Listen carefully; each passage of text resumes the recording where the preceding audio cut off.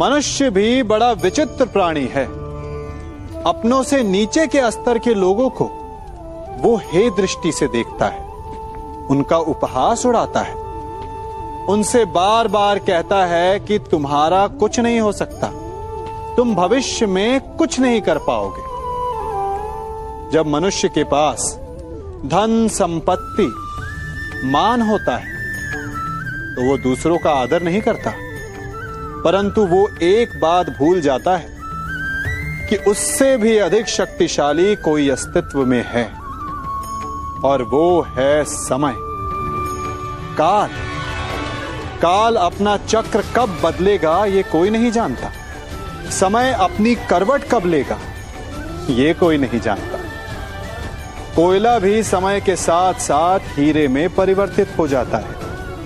इसलिए जीवन में कभी भी किसी का भी उपहास नहीं उड़ाना चाहिए। हमारा शरीर प्रकृति का एक महान आविष्कार है।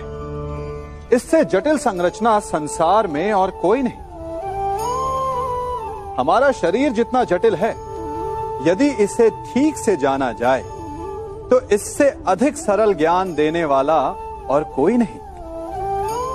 हमारे शरीर में पंच इंद्रियां होती हैं जो हमें भाव, गुण और वस्तुओं का बोध कराती हैं। हमारे पास आंखें हैं, नाक है, स्पर्श के लिए त्वचा है, कान है और जीभा है।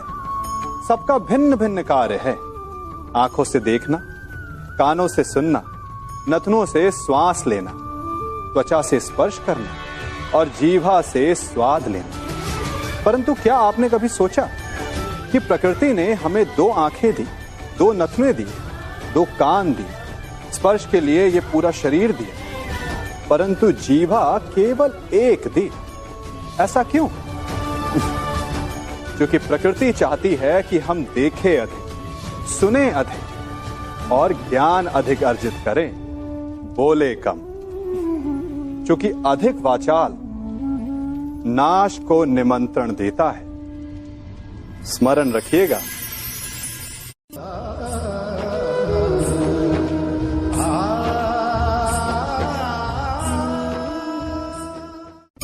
मनुष्य की सबसे बड़ी दुर्बलता क्या होती है? सोचिए। धन, प्रेम, अहंकार। मनुष्य की सबसे बड़ी दुर्बलता होती है उसके रहस्य। चाहे आप कितने भी शक्तिशाली क्यों ना हो, कितने भी प्रबल क्यों ना हो, परंतु उसके रहस्य उसके नाश की चाबी होती है। इसलिए यदि प्रबल रहना है, शक्तिशाली रहना है, समर्थ रहना है, तो अपने रहस्य को किसी को भी ना बताएं, ना मित्र को और ना ही शत्रु को। क्योंकि समय पड़ने पर कब कौन शत्रु हो जाए ऐसा कहना संभव नहीं। विभीषण को रावण के अमृत कुंड का ज्ञात था, इसीलिए प्रभु श्री राम रावण का वध करने में सफल हो सके। इसलिए उचित यही है कि आप अपने रहस्य को स्वयं तक ही सीमित रखें।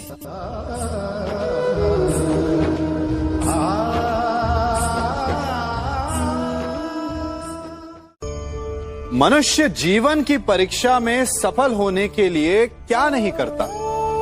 वो परिश्रम करता है, दौड़ भाग करता है, और ये सब करने के पश्चात भी जब उसका काम नहीं बनता तो वो नकल करता है ना?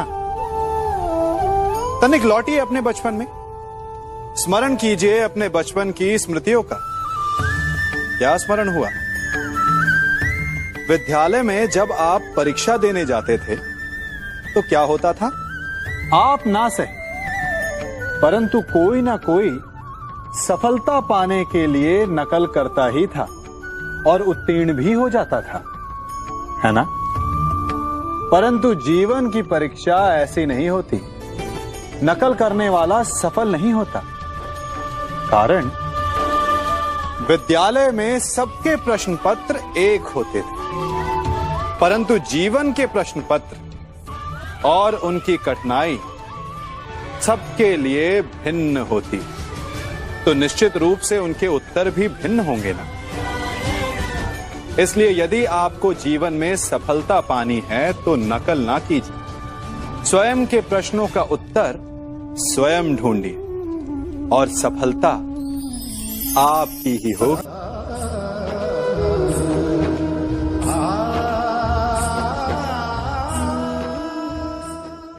जब सागर का जल वाष्प बनकर उड़ता है तब वो हमें दिखाई नहीं देता।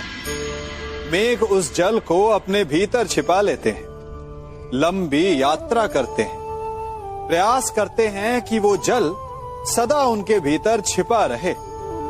परंतु जब वायु का वेग उन्हें उड़ाकर किसी पर्वत से ले जाकर के टकरा देता है, तब उन मेघों को बरसना ही पड़ता है, क्योंकि यही नियति है, यही प्रकृति है।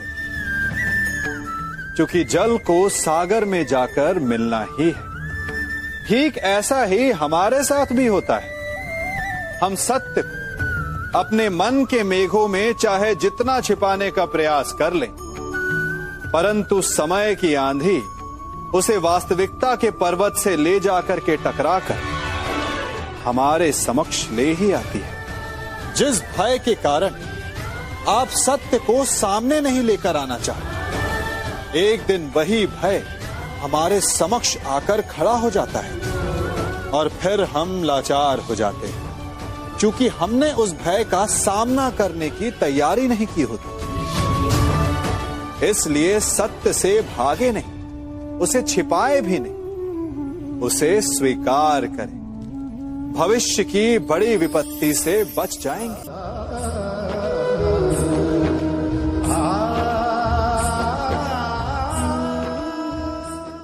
कभी कभी आप सबके जीवन में एक ऐसी विचित्र समस्या अवश्य आती है कि शक्तिशाली के समक्ष मौन हो जाए।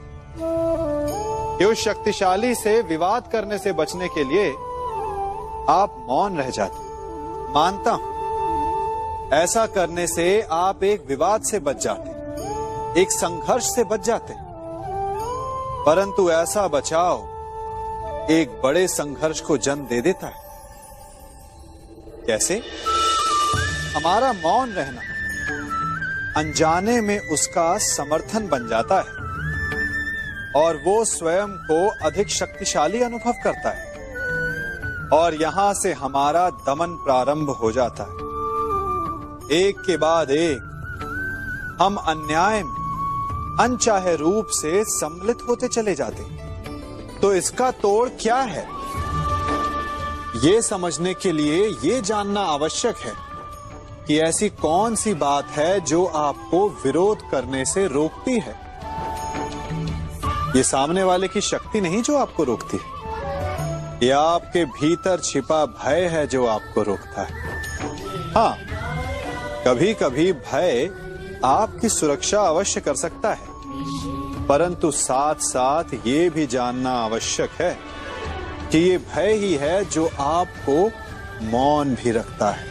इसलिए अपने मन से भय को निकालिए और खुलकर अनीति का, अन्याय का विरोध कीजिए, और फिर देखिएगा आपका मन कितना मुक्त, कितना हल्का अनुभव करेगा।